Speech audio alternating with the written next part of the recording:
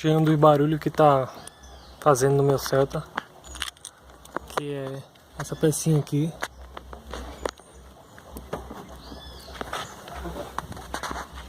Essa peça é andando o tempo todo fazendo barulho.